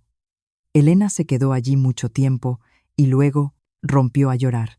Marcos, me equivoqué. No te pido que me perdones ya, solo te pido que no seas tan frío conmigo como un extraño. Pulsé el botón para hablar por el interfono. Elena, ya somos extraños desde la noche en que cerraste los ojos para besar a Javier. Ella levantó la cabeza de golpe. Las lágrimas caían. No, no es así. Miré la caja de fresas en su mano. Con voz tranquila, hay fresas que por fuera parecen muy bonitas, pero por dentro ya están podridas. Por mucha pena que dé, no se pueden comer. Nuestro matrimonio es igual. Elena se quedó petrificada ante la puerta. Apagué la pantalla de la cámara para que el piso se hundiera en el silencio. Esta vez, quien dio la espalda primero no fui yo en el pasillo del restaurante, sino ella, de pie fuera de la puerta, que una vez llamó hogar. La mañana siguiente, cuando abrí la puerta para ir a trabajar, la caja de fresas seguía en el felpudo. Las fresas rojas estaban inclinadas en la caja de plástico transparente. En la tapa aún quedaban unas gotas de agua por haber pasado la noche ahí. Me quedé mirándola un momento y luego me agaché para recogerla. No por ablandarme, sino porque no quería que nada de Elena siguiera delante de la puerta de esta casa. Llevé la caja de fresas al cuarto de basuras, la tiré al contenedor y me di la vuelta rápidamente. El sonido de la tapa del contenedor cerrándose resonó a mis espaldas. Fue suave, pero fue como cerrar toda una etapa de la vida que una vez intenté retener con toda mi bondad. Al llegar a la empresa, el asunto ya se había extendido más de lo que pensaba. El departamento de cumplimiento confirmó que la acusación falsa de Rafa tenía los signos de montaje, y la empresa decidió colaborar conmigo para presentar una denuncia oficial y proteger el prestigio profesional. El señor Ortega me llamó a su despacho y puso delante de mí una taza de café solo. Marcos, te digo la verdad, mucha gente en tu posición habría elegido callar para tener paz familiar, pero gestionarlo así es lo correcto. Una vez que cedes, mal, después pensarán que tu honor se puede negociar. Cogí la taza de café, el sabor amargo se extendió por mi lengua. Antes cedía porque pensaba que eran familia. El señor Ortega suspiró. La verdadera familia no usa tus debilidades como un cuchillo. Esa frase me hizo callar durante mucho tiempo. Quizás era verdad. En mi matrimonio con Elena, siempre pensé que si yo era lo suficientemente tolerante, los pequeños roces pasarían solos. Pero hay personas que cuando ven que retrocedes un paso, no se conmueven, solo avanzan un paso más. Cerca del mediodía, el abogado Vargas me envió una nueva actualización. El juzgado había admitido la demanda de divorcio y había ordenado la aplicación de medidas cautelares temporales sobre los bienes. La cuenta conjunta, las transacciones del piso y los préstamos relacionados estaban bajo revisión. Eso significaba que Elena no podía retirar dinero en secreto, no podía usar la información del piso para pedir préstamos, y mucho menos usar los bienes comunes para tapar el agujero de Javier. Apenas terminé de leer, Lucía llamó. Su voz estaba un poco ronca, quizás también había pasado una noche sin dormir. Javier está siendo investigado más a fondo. Al principio lo negaba, pero cuando el departamento legal presentó el flujo de dinero transferido a Elena, empezó a declarar que era un préstamo personal, no relacionado con la empresa. ¿Eso ayuda a Elena a librarse? No es fácil, porque el origen del dinero pasaba anteriormente por cuentas de proyectos. Ella puede decir que no lo sabía, pero el hecho de recibir dinero, usarlo, y el plan de dividir tus bienes son circunstancias agravantes. Mi parte exigirá la devolución de toda la cantidad relacionada. Miré la pantalla del ordenador que mostraba el extracto bancario de 3 años de matrimonio. Cada número era como un pequeño corte. Ella no tiene dinero. Lucía rió fríamente. Entonces aprenderá la primera lección sobre lo que llaman amor de lujo. El dinero que otros te dan no siempre es un regalo. A veces es una deuda. Al colgar, recibí un mensaje de Elena. Marcos, la parte de Lucía me exige devolver más de 25.000 euros. No, tengo esa cantidad. Mi madre dice que ni vendiendo el coche de Rafa llega. ¿Puedes prestármelo? Te lo pido por última vez. Leí y releí el mensaje. No por duda, sino porque me parecía amargo. Ella había querido quedarse con la mitad de mi casa para correr tras Javier. Cuando todo se derrumbó, la primera persona en la que pensó para pedir ayuda seguía siendo yo. En su corazón, yo era finalmente el marido, el ex, o el último salvavidas, después de que todos los barcos bonitos se hubieran hundido. Respondí, no, solo una palabra, muy corta, muy suficiente. Ella llamó de nuevo inmediatamente. No contesté. Un momento después, llegaron mensajes nuevos atropelladamente. ¿De verdad quieres verme morir? Me equivoqué, pero no merezco ser acorralada hasta este punto. Durante 3 años también te cuidé, te amé. ¿Lo has olvidado todo? Dejé el teléfono y cerré los ojos. No lo había olvidado. Precisamente porque no lo había olvidado, me había dolido tanto. Recordaba las noches que me esperaba para cenar. Recordaba la vez que tuve fiebre y ella se quedó despierta, cambiándome los paños fríos. Recordaba el día que recibimos la casa, ella corriendo por el salón diciendo que más tarde pondría una maceta con flores junto a la ventana, pero los recuerdos bonitos no pueden borrar la realidad fea. Que alguien te haya dado una vez un vaso de agua tibia no significa que después tenga derecho a apuñalarte y pedir perdón. Por la tarde volví al piso temprano. Lo primero que hice fue descolgar la foto de boda de la pared. La foto grande que había estado colgada en el salón durante 3 años, donde Elena, vestida de blanco, me daba la mano y sonríe radiante bajo el sol. Miré la foto por última vez y la apoyé cara a la pared. No la rompí, no la golpeé, tampoco la maldije. Solo no quería que siguiera mirándome con una promesa ya muerta. Mientras ordenaba el armario de documentos, descubrí una pequeña caja de madera en que Elena había olvidado. Dentro había varias tarjetas que yo le había escrito, una pulsera de plata que compré con mi primer sueldo después de la boda y un trozo de papel con la frase: «Más tarde, pobres o ricos, te elegiré a ti». Cogí el papel y, sin querer, solté una carcajada. A veces la gente no traiciona en un momento, sino que traiciona desde que empieza a ver sus propias promesas como algo que se puede cambiar por una vida más brillante. Metí todo en una caja de cartón y la sellé. En la tapa escribí 2 palabras. Ya pasó. Justo en ese momento, el timbre volvió a sonar. Abrí la cámara. Esta vez no era Elena, eran doña Carmen y Rafa. Pero a diferencia de la agresividad de ayer, ambos estaban encogidos fuera de la puerta, con las caras pálidas. Rafa agachaba la cabeza, y doña Carmen apretaba el bolso como si se aferrara al último resquicio de dignidad. Ella miró a la cámara, con la voz mucho más baja. «Marcos, te lo ruego, retira la denuncia de Rafa. Si tiene antecedentes penales, su vida se habrá acabado». Los miré a través de la pantalla, con voz tranquila. Cada uno es responsable de su propia vida. Rafa se arrodilló de repente delante de la puerta. «Marcos, me equivoqué. No debí falsificar pruebas para hacerte daño. Perdóname, esta vez». Lo miré. En mi corazón no había regodeo, solo cansancio. Pero el cansancio no era suficiente para convertirme en tonto otra vez. Ya te he perdonado muchas veces. Desde el préstamo de 10.000 euros hasta por veces que me insultaste en las cenas familiares.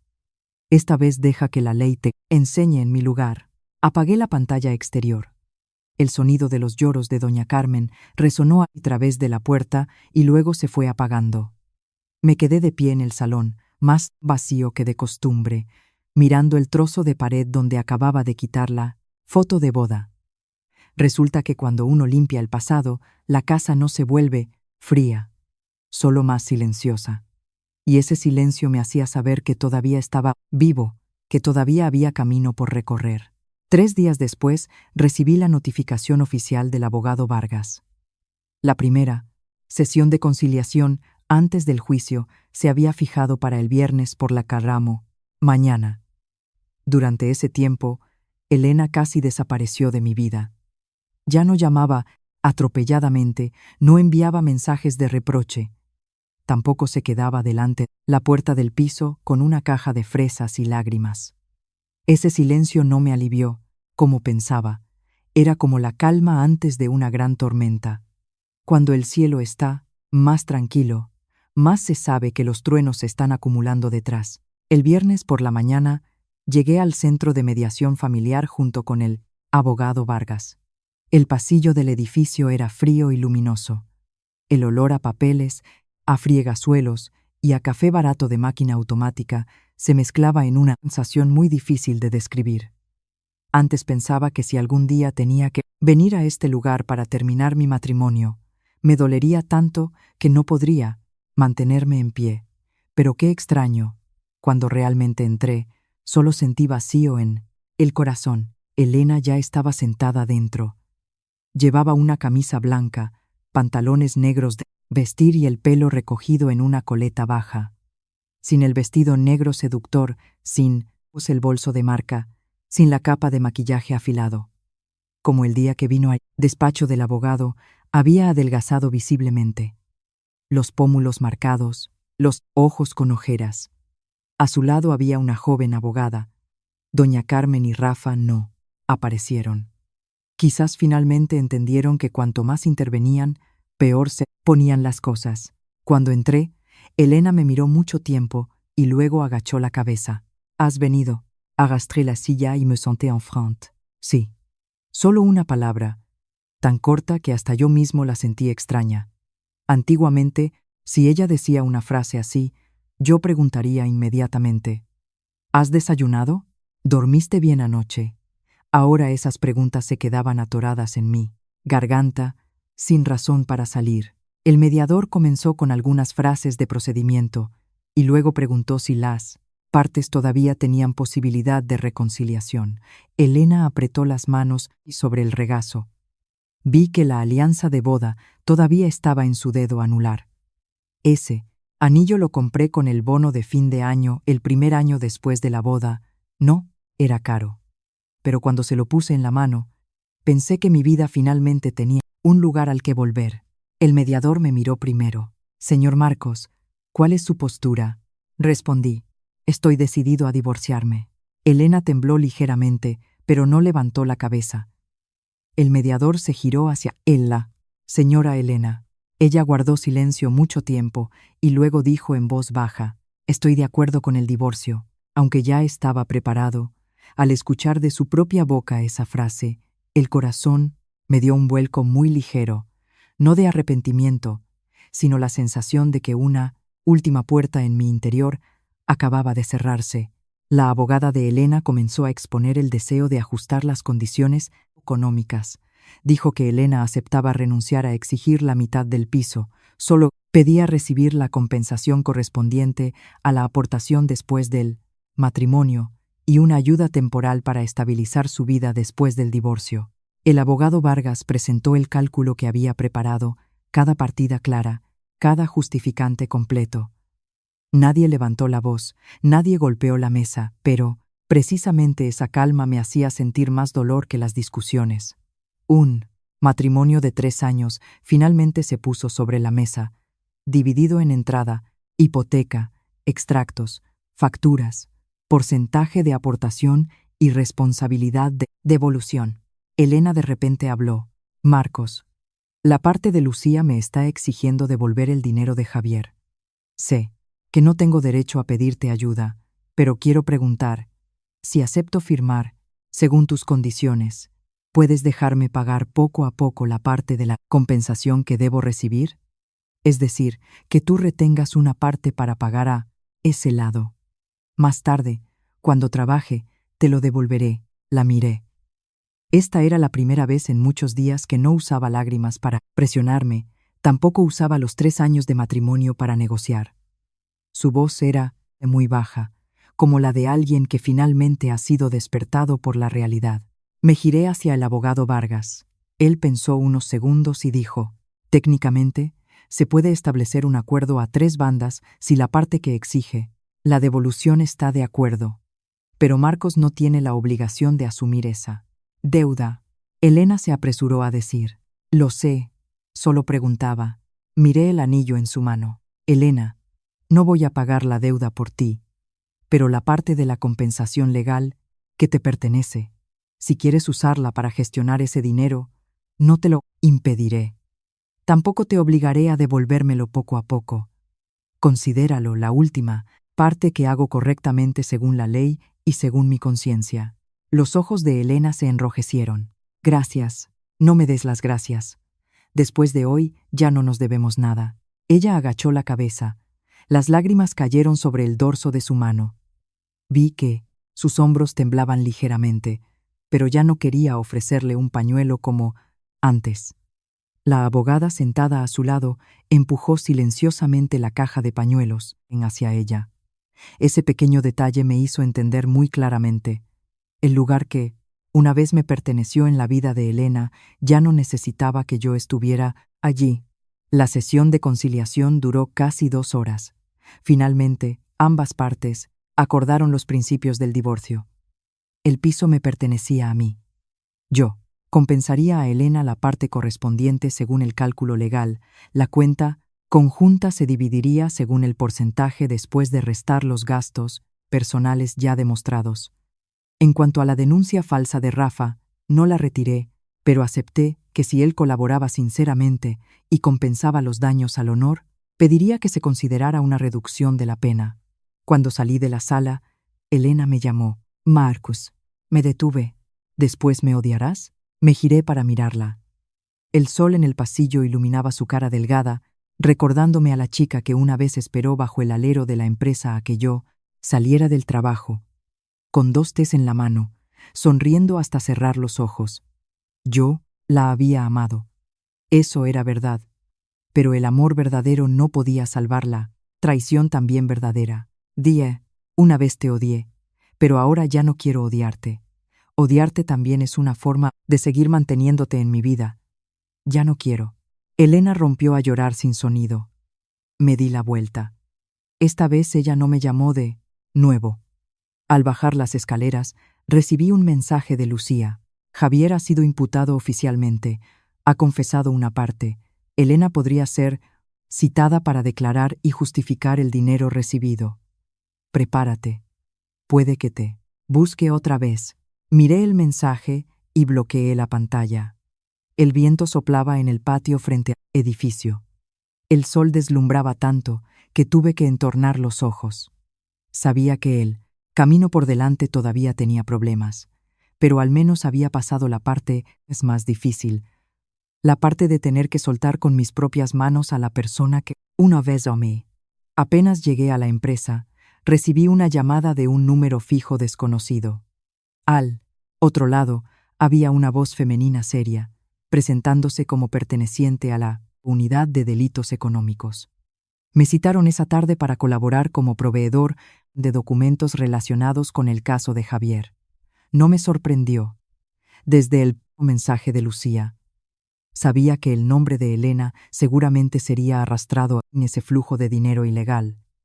Aunque ella intentara decir que solo era una víctima del engaño, llamé al abogado Vargas. Él inmediatamente dijo que iría conmigo. A las 3 de la tarde estaba en la sede para declarar.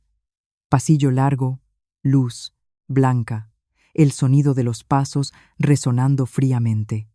Elena ya estaba sentada en el banco de espera fuera de la sala de declaraciones. Llevaba una camisa vieja, abrazando el bolso contra el pecho, como si se aferrara a la última pizca de calma.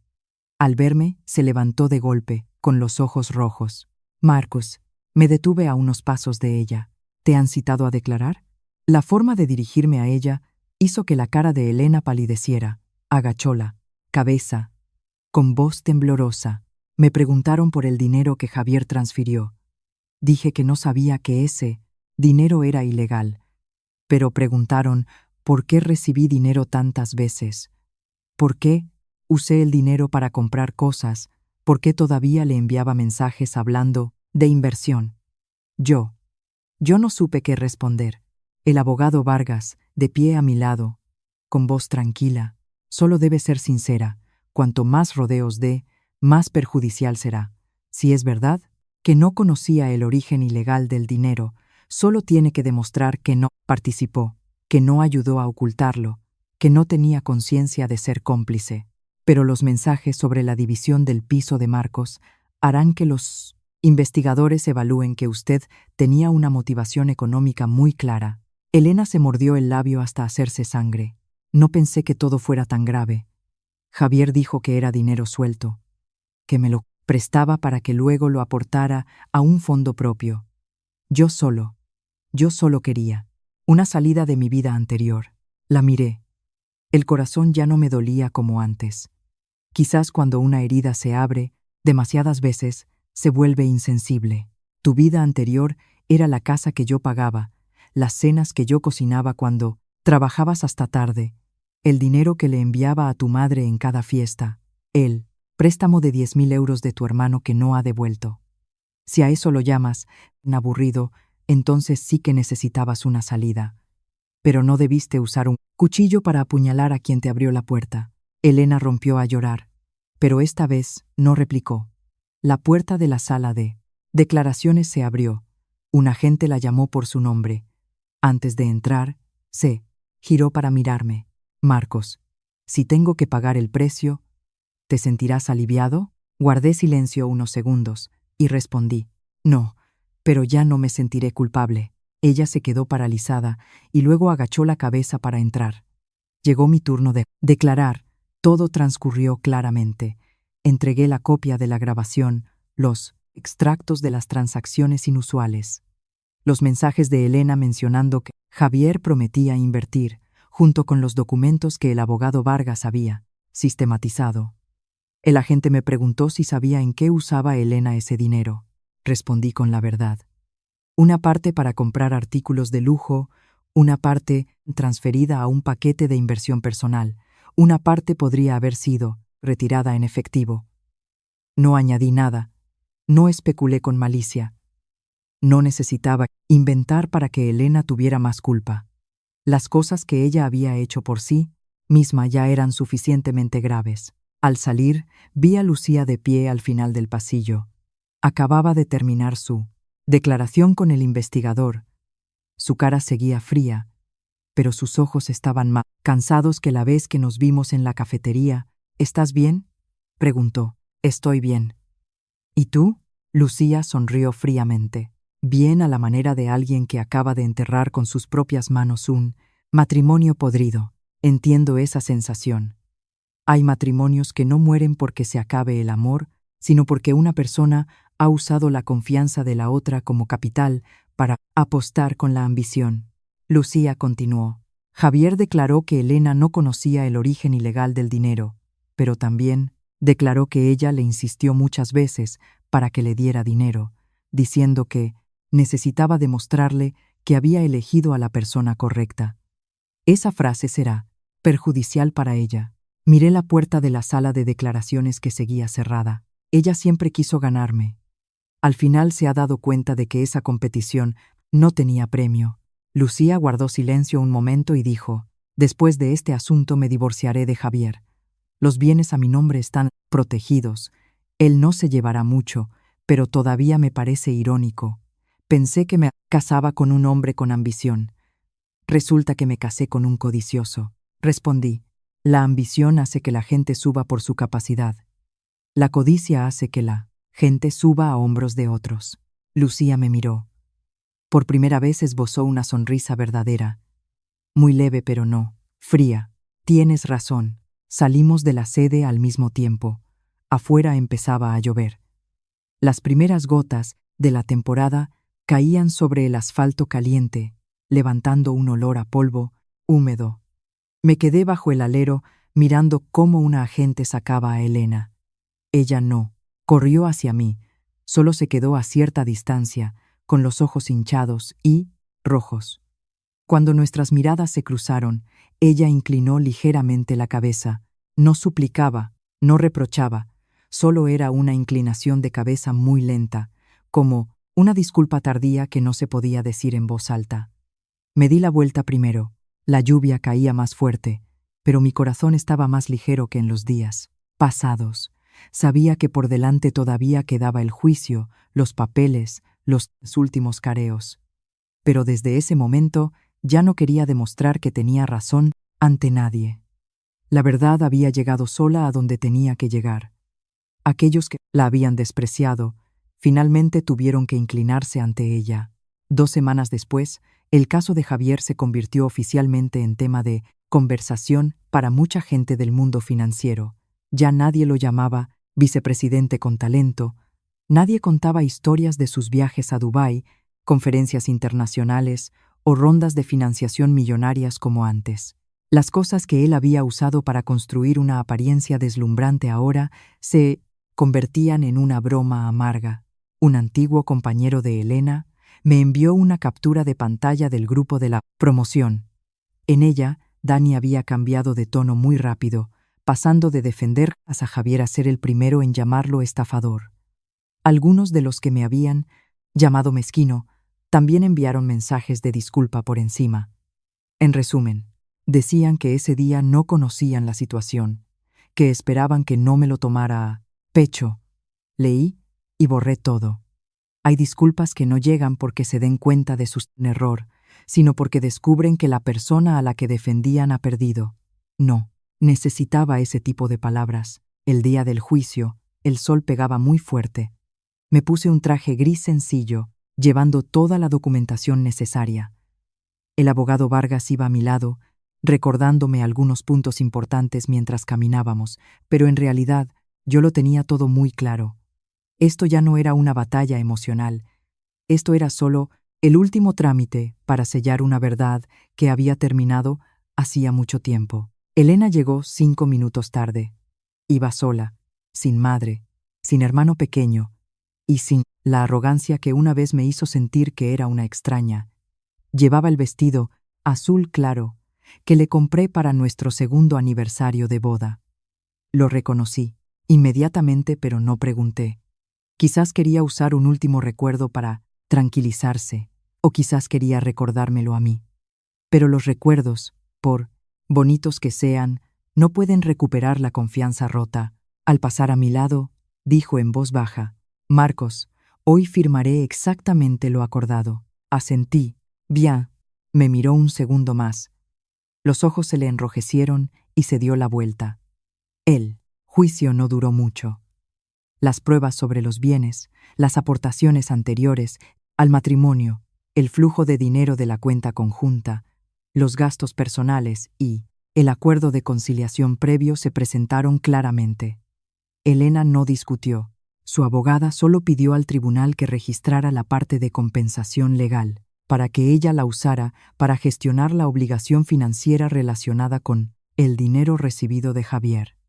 Acepté siguiendo exactamente el principio establecido, ni más ni menos. Al llegar a la parte de las preguntas sobre el motivo del divorcio, la sala se volvió más silenciosa. El juez miró el expediente y preguntó: «¿Ambas partes confirman que el matrimonio no tiene posibilidad de reconciliación?» Respondí primero: «Sí». Elena agachó la cabeza mucho tiempo. Su mano sobre la mesa temblaba ligeramente. Pensé que lloraría o diría algunas últimas palabras para intentar retenerme, pero solo dijo con voz ronca: «Sí, estoy de acuerdo». Esas 3 palabras cayeron muy suavemente, pero en mi interior resonaron como el sonido de un objeto viejo que finalmente se coloca en su lugar correcto. Sin deudas, sin reproches, sin esperanza. Después de salir de la sala, nos quedamos en el pasillo esperando a que el abogado recibiera los papeles. Elena se acercó a mí, manteniendo la distancia justa.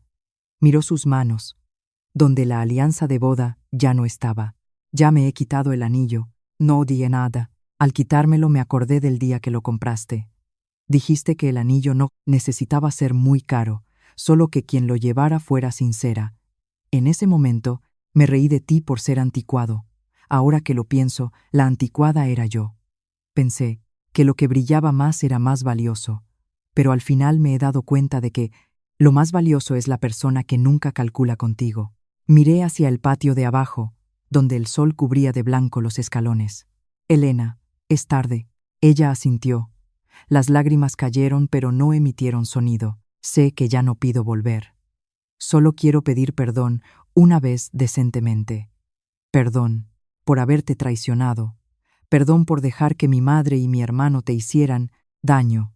Perdón porque una vez consideré que lo que hacías era algo evidente». Me giré para mirarla. En ese momento ya no veía a la mujer arrogante de la cena de antiguos alumnos, tampoco veía a la esposa que una vez me hizo tanto daño que me asfixiaba. Solo veía a una persona que se había equivocado de camino. Había pagado el precio y estaba de pie ante los escombros que ella misma había causado. Acepté la disculpa. Sus ojos se iluminaron muy levemente, pero continué. Pero aceptar la disculpa no significa volver. Solo significa que ya no quiero seguir cargando con este dolor. Elena rompió a llorar. Esta vez no evité su mirada. Dejé que llorara unos segundos y dije: «De ahora en adelante, vive siendo honesta contigo misma. No uses la codicia para elegir a las personas». Ella se atragantó. «¿Y tú?» «Yo viviré bien». Esa fue la única respuesta que pude darle. El abogado Vargas me llamó desde el final del pasillo. Me di la vuelta y caminé. A mi espalda, Elena no volvió a llamarme. Quizás ella también entendió que cuando una persona se ha ido de, verdad, aunque esté muy cerca, ya no te pertenece. Esa tarde volví al piso. Lo primero que hice fue abrir todas las ventanas. El viento corrió por el salón, llevándose el olor a humedad vieja de los días. Cerrado. El trozo de pared donde solía colgar la foto de boda ahora está vacío, pero ya no me hacía sentir un vacío. Cogí un cuadro de paisaje que mi padre me había enviado desde el pueblo y lo colgué allí.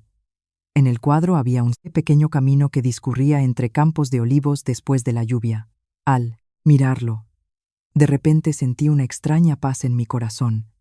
Hay caminos que aparecen después de que pasa la tormenta, y hay personas que solo se encuentran a sí mismas después de atreverse a salir de un matrimonio que ya estaba podrido por dentro. Después del día en que el juez dictó el divorcio, mi vida no se iluminó inmediatamente como en las historias que la gente suele contar. No hubo música de victoria, tampoco hubo la sensación de regodeo que había imaginado en las noches de insomnio. Todo simplemente se volvió más tranquilo. Por la mañana iba a trabajar, por la noche volvía al piso, me cocinaba una cena sencilla, abría la ventana para que entrara el viento, y me sentaba mucho tiempo frente al cuadro de los olivos que me envió mi padre. Pero precisamente esa tranquilidad era lo que había perdido durante muchos meses. Ya no sonaba el teléfono de Elena a medianoche, ya no había olor a perfume extraño en su ropa, ya no había quejas disfrazadas de suspiros. La casa estaba vacía a la mitad, pero mi corazón ya no estaba lleno de sospechas. Una semana después, el abogado Vargas me informó que Rafa había admitido haber falsificado la foto de la transferencia y el chat para calumniarme. Como mi empresa exigió un trato estricto y yo no retiré la denuncia, él tuvo que compensar los daños al honor, publicar una disculpa oficial y seguir enfrentándose a las sanciones correspondientes. Doña Carmen intentó varias veces contactar con el abogado Vargas para verme, pero me negué. Ya no quería escuchar esas frases de al fin y al cabo fuimos familia de personas que solo recuerdan el parentesco cuando necesitan ser perdonadas. Esa tarde, mientras revisaba expedientes en la empresa, el señor Ortega entró, puso un sobre mi mesa. Decisión de la dirección. Te han incluido en el equipo responsable del gran proyecto de auditoría del próximo trimestre. El asunto reciente ha sido molesto, pero la forma en que gestionaste las pruebas fue muy rigurosa. La dirección valora mucho tu transparencia. Cogí el sobre. En mi corazón había una sensación muy extraña. Antes, Elena decía que mi trabajo era aburrido, sin futuro, que no podía hacerla sentir orgullosa, y sin embargo, fue ese mismo trabajo, esos mismos principios que ella despreciaba, los que me protegieron cuando todo se derrumbó. Dije, gracias, jefe. El señor Ortega me dio una palmada en el hombro. No solo des las gracias, vive bien. Una persona decente no debería dejar que las cosas malas de los demás la estropeen. Esa noche, recibí un mensaje de un número desconocido. El contenido era muy corto. Marcos, soy Elena. He cambiado de número. No espero que contestes. Solo quiero informarte. Me he mudado a un pueblo cerca de Huelva a vivir con una tía un tiempo para buscar un nuevo trabajo. El dinero relacionado con Javier lo estoy gestionando con la parte de Lucía para devolverlo poco a poco con la compensación del divorcio y mi salario futuro. También he hecho que mi madre y Rafa firmen un compromiso de no molestarte más. Sé que todo es demasiado tarde, pero sinceramente deseo que estés en paz. Leí ese mensaje 3 veces. No había lágrimas, no había súplicas, no había reproches. Solo era un aviso muy normal de una persona que había salido de mi vida. Dejé el teléfono. Miré la luz cálida de la lámpara sobre la mesa de comedor y una parte de mí se sintió aliviada. No porque todavía la quisiera, sino porque finalmente Elena estaba empezando a aprender a asumir la responsabilidad de su propia vida. No respondí. Hay respuestas que hacen que la gente piense que la puerta todavía está entreabierta. No quería hacerle eso a ella, tampoco quería hacérmelo a mí mismo. Unos días después, Lucía me citó para tomar un café por última vez antes de irse a Londres a gestionar unos asuntos. Vino con el aspecto impecable de siempre, pero sus ojos eran menos fríos que la primera vez. Dijo que Javier había sido imputado con cargos adicionales relacionados con la ocultación de flujo de dinero. Los bienes a su nombre estaban protegidos y su proceso de divorcio también estaba casi completo. ¿No te parece extraño?, preguntó, removiendo suavemente el café. ¿El qué? Que hayamos sido traicionados de la forma más fea, pero al final tengamos que agradecer ese percance porque nos obligó a ver claramente a la persona que teníamos al lado. Guardé silencio un momento y asentí. Si no hubiera sido por esa noche de la cena de antiguos alumnos, quizás yo seguiría viviendo en la duda, culpándome por no ser lo suficientemente bueno. Lucía me miró. ¿Todavía te culpas ahora? Negué con la cabeza. No. Solo lamento haber confundido el aguante con la tolerancia. Ella sonrió. Entonces es que realmente lo has superado. Miré por el ventanal. El tráfico de la hora punta se agolpaba bajo la luz del teli. Atardecer, ruidoso, apresurado, pero mi corazón estaba en paz. No sabía si más adelante volvería a amar a alguien. Tampoco tenía prisa por encontrar a alguien que llenara el vacío que Elena había dejado. Hay habitaciones que después de limpiarlas necesitan dejarse vacías un tiempo, para que entre el sol, para que se vaya el olor a viejo, para que su dueño recuerde que esa habitación le pertenece. Esa noche volví a casa, me preparé un plato de pasta sencillo y abrí el portátil para trabajar. A mitad de camino, mi padre llamó por videollamada desde el pueblo. Mi madre estaba sentada a su lado, preguntándome cómo comía últimamente, si el piso estaba frío, si el trabajo era cansado. Miré esas dos caras con tantas arrugas y de repente sentí un nudo en la garganta. Durante todo este tiempo tuve miedo de que se preocuparan, así que les oculté muchas cosas, pero mi padre solo me miró un rato y dijo: «Hijo, perder a alguien en la familia no es lamentable, solo es lamentable cuando uno se pierde a sí mismo. Ahora que todavía puedes mantenerte erguido, está bien». Agaché la cabeza y respondí muy bajo: «Sí, lo sé». Mi madre se secó la comisura del ojo y sonrió. «Cuando tengas tiempo, ven al pueblo unos días. Te haré ese guiso que tanto te gusta». Solté una risa ligera pero real. Después de colgar, salí al balcón.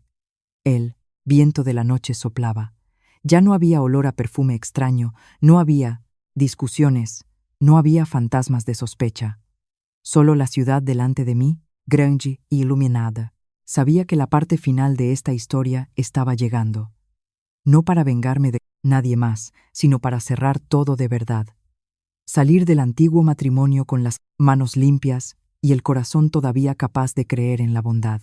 Un mes después de que todos los papeles estuvieran terminados, volví al pueblo a visitar a mis padres. El tren salió de Sevilla cuando todavía había niebla. Los edificios altos se quedaron atrás, sustituidos por campos de cultivo, olivares, los pequeños caminos familiares de la infancia. Me senté junto a la ventana, mirando el sol de la mañana extenderse sobre los campos, y de repente me di cuenta de que hacía mucho tiempo que no respiraba hondo, sin sentir el pecho pesado.